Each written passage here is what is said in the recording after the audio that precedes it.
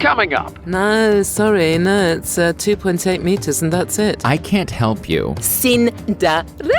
Oh no, now that's not the attitude, Jonathan, come on. We're going gently in. Lean into the sin. No, read the words as they are. Uh-oh. Got any questions, Mark? Ooh. I thought that little thing was a micron. Most fun podcast episode I've ever done in my life. Thank you.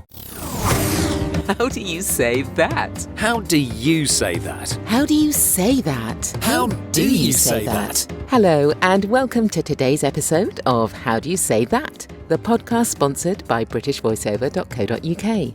Here is my co-host and faster-talking better half, Mark Rice.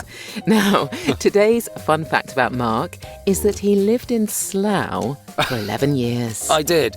North Windsor, if you don't mind. North Windsor. When I lived there, I always used to say it was North Windsor because that's much posher. And the only reason I stayed there for so long is because I was in two jobs. So I worked in Acton and I worked in Chalfont-St Peter, and it was midway between the two. Affordably midway as well. Affordably midway between the two. And I always said once I shut my front door, I didn't care who or where I lived. Exactly. Weird, isn't it? Well, my co-host is Sam Boffin, whose favourite Doctor Who episode is The 11th Hour. Now, Sam, I had to look up today which one The 11th Hour was. It was Matt Smith's first adventure, wasn't it? It was. He's not necessarily my favourite Doctor, but that is my favourite episode. You're a bit of a Whovian, really, aren't you? I am, actually.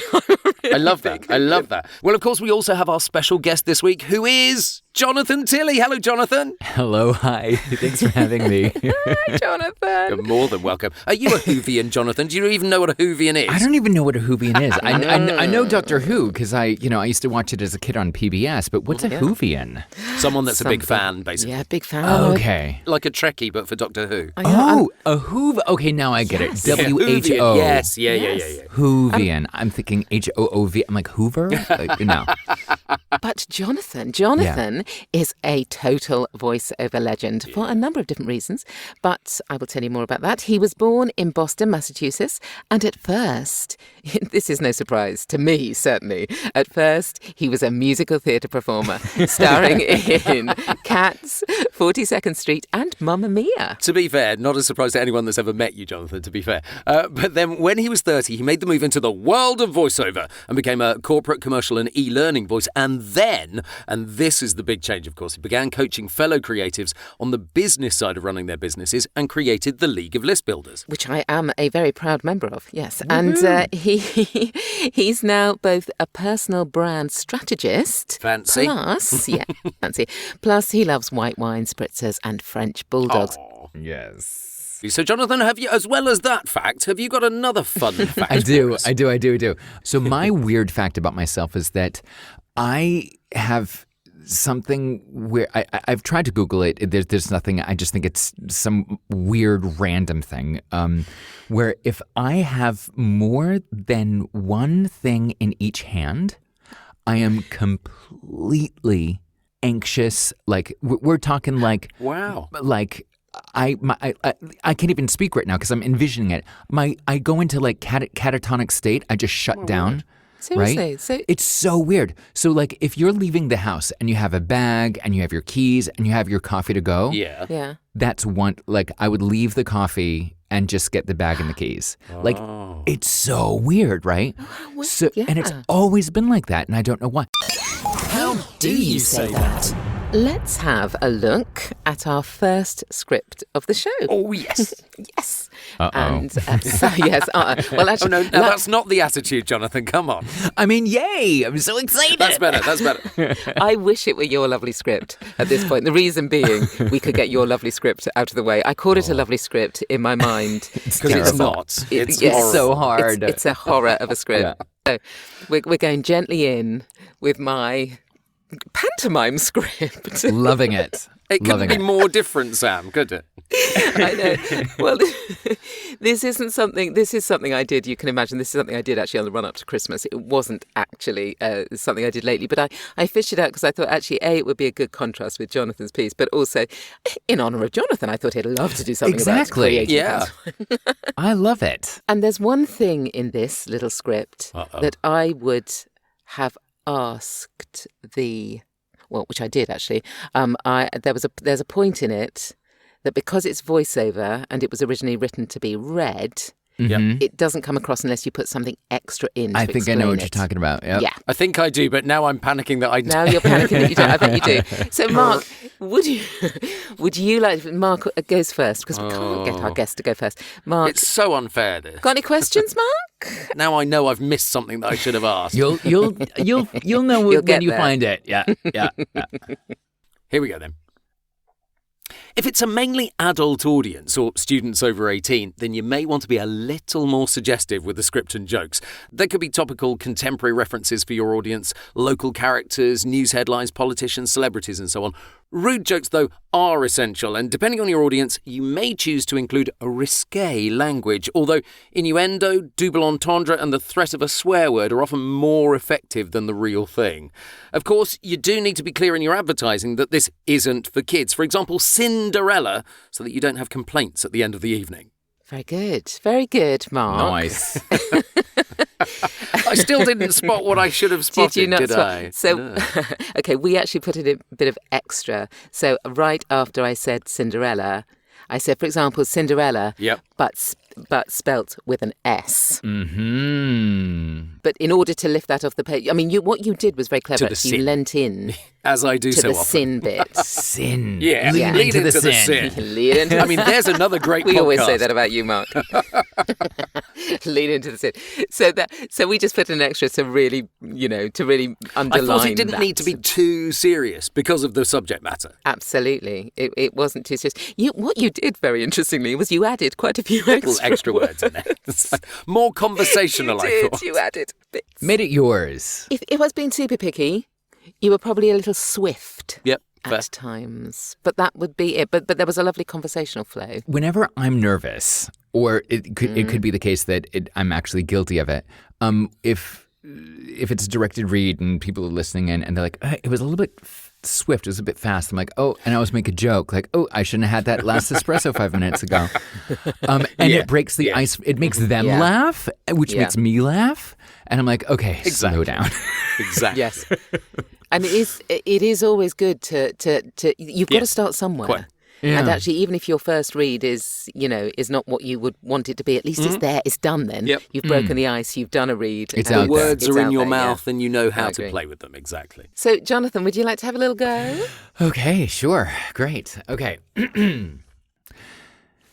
If it's a mainly adult audience or students over 18, then you may want to be a little more suggestive with the script and jokes. There could be topical contemporary references for your audience, local characters, news headlines, politicians, celebrities, and so on. Rude jokes are essential. And depending on your audience, you may choose to include risqué language. Though innuendo, double entendre, and the threat of a swear word are often more effective than the real thing. Of course, you need to be clear in your advertising that this isn't for kids. For example, Sinderella spelled with an S, so that you don't have complaints at the end of the evening. Yeah, it worked with the explanation. Absolutely. No, it was perfect. lovely. Yeah, very much. That was perfect. You made the most. I thought you would, Jonathan. You made the most of all the Just having some cheekiness. fun. It is a cheeky little script, that, isn't it? Bringing me back to the theater days. Yeah. Yeah, no, you did. You lent into all the fun stuff about the the risque stuff, and you did. You made it your own. You did. You kind of paused, and I loved all that. You say that to all the guests. You say that to all the guests. Well, Sam, we need to hear how you did this, if that's okay. To be honest, I think Jonathan did it better, but I'll give it a go. I'll give it a go. If it's a mainly adult audience or students over 18, then you may want to be a little more suggestive with the scripts and jokes. There could be topical contemporary references for your audience, local characters, news headlines, politicians, celebrities, and so on. Rude jokes are essential, and depending on your audience, you may choose to include risqué language, though innuendo, double entendres, and the threat of a swear word are often more effective than the real thing. Of course, you need to be clear in your advertising that this isn't for kids. For example, Sinderella spelled with an S, so that you don't have complaints at the end of the evening. You really lent into the word suggestive right at the top, and I thought, oh, that was nice. What I noticed both of you do is you both used. I went with the French pronunciation of double entendre. You mixed it, Sam, and Jonathan, you did the American version of. I Americanized it. Exactly. Which, I mean, they're all correct, but it's interesting that we got 3 different versions of that. Yeah. I could have gone Sam, you. I always forget this about you. Your reads are just so like there's. Wait till I get onto your script. No, you won't be saying that. You just have this way of mastering it. Like we listen. It's like it's the velvetiness. What's isn't she gonna it? say? Yeah. It's the velvet. Yeah. Oh, boys. Yeah. And then we get filter frequency next. So, oh my God. Yeah. Well, before we move on to that, it's worth remembering that these are real scripts that we've been working on. We have changed the names and some details to avoid copyright issues, though. But Jonathan, give us an introduction to yours, would you? Oh my God. Okay, so here's the background. So I do a crap ton of e-learning, which I absolutely love because I'm a lifelong learner and I'm like, this is so cool. Usually, I kind of know what I'm talking about. But with this specific client, we've been working for years, and they send over like, okay, this week you have 25 hours of finished audio that needs to be delivered by Friday night. way. And you're like, oh my God. And I literally have, I hope they're not listening, I literally have no clue what I'm talking about. But then they go, yeah, it sounds great. You know, I'm like, oh, if you're happy, I'm happy, right? Yeah, absolutely. 25 hours is massive. That was last week. So last week it was booth and editing. Sam, do you realise what you've done by making me go first last time? I know, it means I go first this time, but at least I get it over with. But, so, and there's just one, well, I need to ask one question. Yes. Yeah. Well, I need to double check something. Yes. I'm guessing in that first paragraph it's 4 microseconds, yeah? Or is it microns? Oh my God, it's microseconds. Sorry. Is it? You're totally right. Microseconds. But the one thing I really wanted to check was right down at the bottom. Yeah. SP, what is this? SP8X73. Tell me, talk me through that bit. No, that's right. SP8X73 or 73. It's interchangeable. Okay. Yeah. So, and then just literally as it's written, the... Can't even read it. Okay, I'll give it a go. I'll give it a go. With the filter frequency, you suppress interference on counter inputs F, J, and, if applicable, W. With compressed VPTs, a frequency of 129 kHz is cyclically reset by default, meaning that signal changes shorter than 4 microseconds are suppressed. The VPT, Definitive Exchanger Technology Object, guides you in the configuration, commissioning, and diagnosis of the position reflection and measurement features for the RB Position Output Technology module, in conjunction with VPT Definitive Exchangers. Not to mention, the SP2 RAM technology object enables you... I was going to laugh too much. You can feel it coming. I'm going back. I'm going from not to mention. This is my life. Sorry. Not to mention, the SP2 RAM technology object enables you to easily configure RAM counter control of the SP8X73 VFRQ analog input module for operation with an exchanger module and use it as the master program. Well done. Well done. You made it. I would... There are literally no commas in that sentence, and it's huge. But the thing that I completely buggered up there was the actual name of the thing. That's a little problem, isn't it? And this is why we use punch and roll. Yes, Exactly. I would go back and do a pick-up on that, but I'm not going to right now. Exactly. Oh, that's a tough... Wowzers. When we talk about the sense of something, the sense of the first paragraph was absolutely fine. I mean, I don't think even reading it in my brain, let alone out loud, that thing makes sense, does it? Yeah, it does to someone. It does to To someone. someone. But the interesting thing is, you're absolutely right there, Jonathan. A voiceover. The art, I suppose, the art that I so singly did not actually show off there. But one of the arts would be that you make it sound as though you know what you're talking about. Yeah. That's the gig. Is it really weird that I'm a bit excited?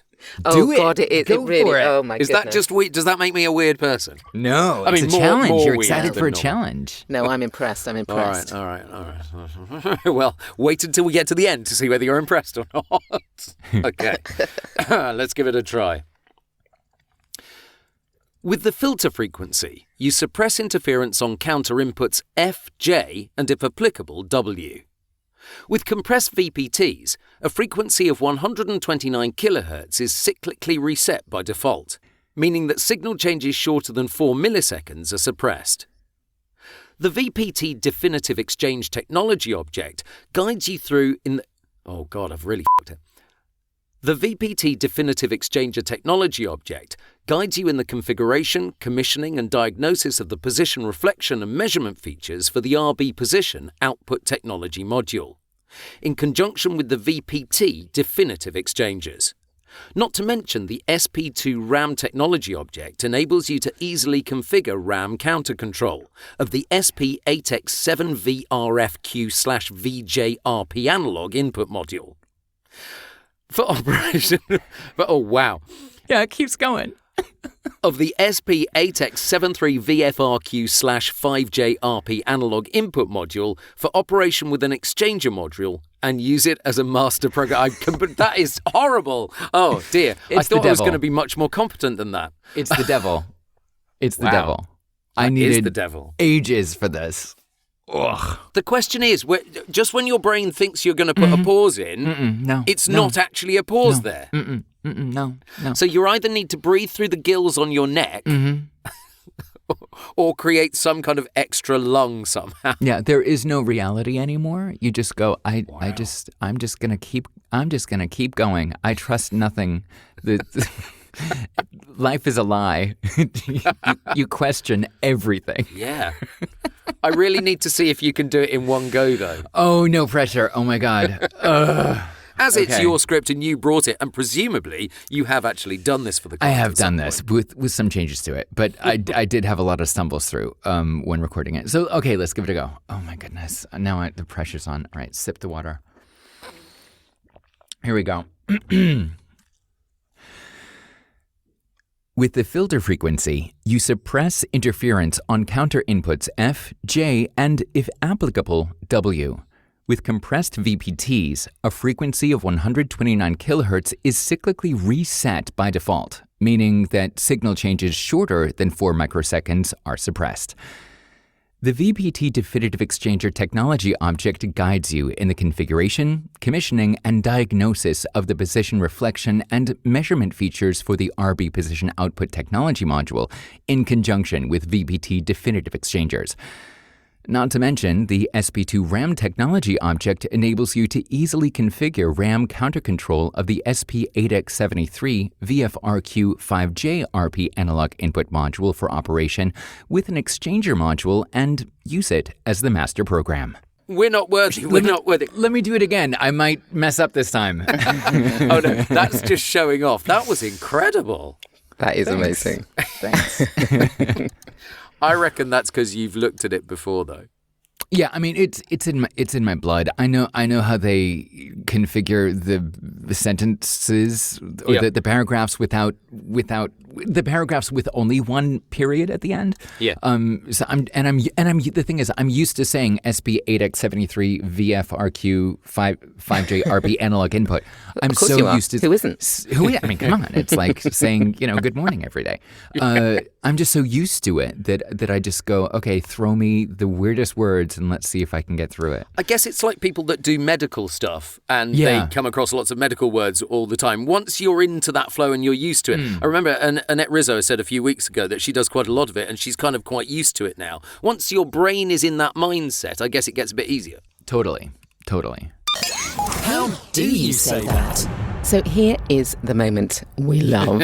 Yeah. This is the wildcard bit. So let's see if we can approach these scripts in a completely different way. You could be as mean as you want, because no. that really complicated script is, he's got it down pat. I'm used to it, so I could tackle it. That's true. That's true. Well, I think therefore. Oh God. Yeah, therefore, I think I will get you to do that one, but you don't have to go right to the end if you don't want to. You can stop after I don't know, definitive exchanges or something. Okay. But I'd like you to do a really dark terror foreboding. Mm-hmm. That's what I want. Oh. Dark terror. Dark terror. How it made me feel, quite frankly.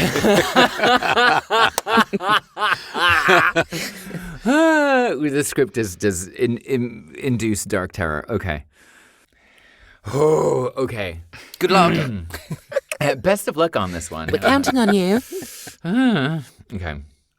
With the filter frequency, you suppress interference on counter inputs F, J, and if applicable, W. With compressed VPTs, a frequency of 129 kilohertz is cyclically reset by default, meaning that signal changes shorter than 4 microseconds are suppressed. The VPT Definitive Exchanger Technology Object guides you in the configuration, commissioning, and diagnosis of the position, reflection, and measurement features for the RB Position Output Technology Module, in conjunction with VPT Definitive Exchangers, not to mention the SP2 RAM Technology Object enables you to easily configure RAM counter control of the SP8X73 VFRQ 5J-RP analog input module for operation with an exchanger module, and use it as the master program. Amazing. So good. I tell you what that character enabled you to do is put as many pauses in that script as which were you needed to. Yeah. But, that was scary and So good. thrilling. It So was good. really thrilling. I loved the not to mention. I knew then you were going to go further, Jonathan. I knew then you were going to really finish reveal that script. who that ghost is. Yeah. This is obviously not my genre, but thank you for loved humoring me.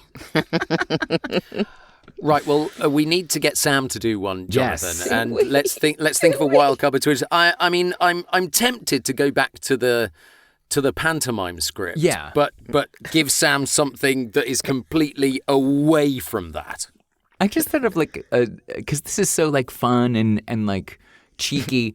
I thought of like a Swedish accent, I can't do accents, by the way. I cannot do them, but I love listening to them and being silly and hearing people be silly because I can't do it.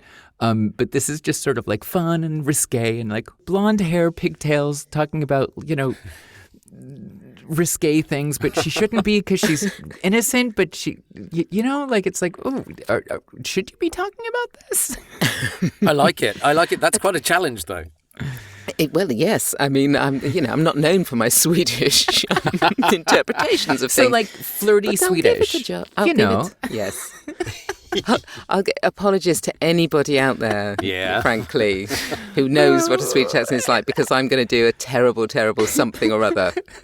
But forgive me. What? Oh, it's all right. Okay. If it's a mainly adult audience or students over 18, then you may want to be a little more suggestive with the script and jokes. There could be topical contemporary references for your audience, local characters, news headlines, politicians, celebrities, and so on. Rude jokes are essential, and depending on your audience, you may choose to include risqué language. The innuendo, double entendres, and the threat of a swear word are often more effective than the real thing. Of course, you need to be clear in your advertising that this isn't for kids. For example, Sinderella. So you don't have complaints at the end of the evening. Oh, amazing. Amazing. Well done. Well done. Oh, my word. That was really good. I could hear like the blonde braids being twirled in your fingers as you were saying that. Oh, I wow. loved that. Was that kind of what you had in mind, Jonathan? What Sam was doing? My expectations were exceeded. Like you, I'm overwhelmed with joy. That's more than I ever could have imagined. Thank you. Well, the thing is, we really want to hear your take on it. So we've put the scripts in the show notes, and if you'd like to have a try at one of them, especially that really difficult one, send it on MP3 to podcast@britishvoiceover.co.uk, including the outtakes, please. That would be great. We can pick one maybe to play in an upcoming episode. But of course, you can do it just for fun in the comfort of your own booth. Exactly. But of course, we'd like to hear it. We do want to hear it, yeah. Yes. And as well as any MP3s, if you've got any voiceover questions that you would like answers to, then don't bother to send them in because we won't have the answer. No, that you want answers to, you can send your questions for future episodes to podcast@britishvoiceover.co.uk. Well, our question of the week, Sam, is... It's in honour of Jonathan, of course. Of course. So it is... How important is it for voiceovers to be present and engaged on social media? Right up your alleyway, Jonathan. Right up my alley. Okay, so if you asked me this question 10 years ago, I would be like, you don't need to show your face. Just, your voice is all you need and tra-la-la. But social media has exploded, right? Mm-hmm. Like, it's no longer... I can hide behind my voice. We have to see your face and see who you are and get your personality because that's just where we are right now. Where our people have the attention span of a goldfish. And we need to know exactly who you are, what you're about, what you like, what you don't like, not just the work, but also stuff like this podcast, having fun, showing your personality. That's so important. So it's hugely important to build your social media presence. And I think a lot of people go into it thinking, if my Instagram reel goes viral, then I've made it. I really wish that everybody goes viral for that moment to realize that it is an absolute steaming pile of horse manure. Actually, it hurts you because if you go viral with something and have millions of views, those millions of people are not your dream client. They are tons of randoms that if they like your stuff, okay, great, that's fine. But if they start following you, the Instagram algorithm is going to be like, oh, lots of random people all over the world like this person, like this voiceover artist. Let's send their content to more random people, right? Yeah. So it's great to go viral. It boosts your ego. You feel validated for 5 minutes, and then you go, oh, no. Yeah. And you probably won't book any jobs from it, right?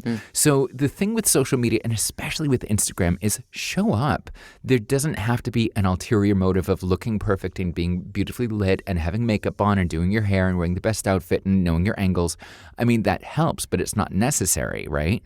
I'd rather see somebody being authentic, not wearing makeup, not being well lit, and just being themselves versus a Barbie doll looking perfect and having no personality, right? And one of the things you said, Jonathan, that really struck home with me when I did a course with you was, one, nobody cares. Nobody cares. Deep down, nobody cares.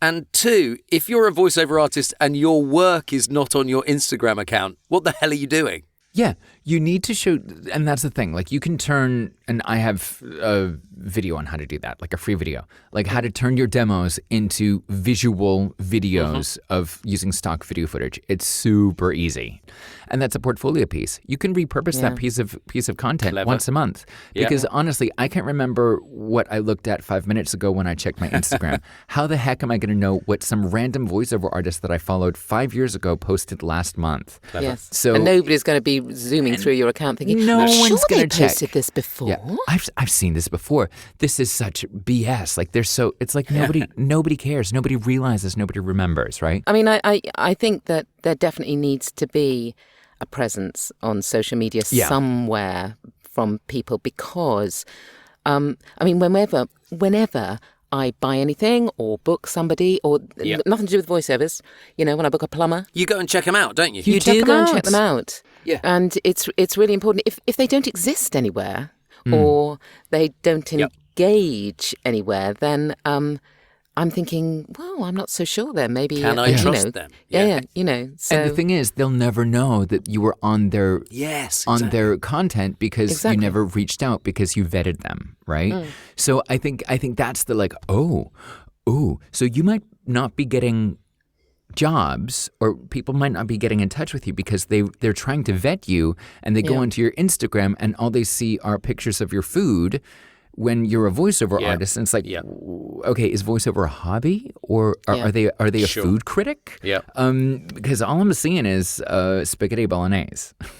Yeah, you've got to mix it up. You've got to have that. So you've got to be very clear about what you do, but also being able to show who you are as a person. Yeah, a good and mix. so it needs to have a mixture of things. Yeah. Get on with it. Make sure it's there, and then people can find it. Yeah. And also that consistency, because if you only ever turn up once in a blue moon to plug something, then it doesn't work then. You just become an advertising profile. I think the last thing that you should do on social media is plug. Listen to my new demos. Book me for... I just go, why do people go onto social media and go, book me for this new thing? If you're looking for a voiceover, oh my God, stop it. If you ever need I'm like, Tough Tilley's coming out. When people... I love Tough Tilley. Go on, Tough Tilley. So, like when people say, if you ever need... The 3 basic human needs are food, shelter, and clothing, right? Yeah. Everything else is a want. So if somebody says, if you ever need a voiceover, I'm like, I need food, shelter, and clothing. Yeah.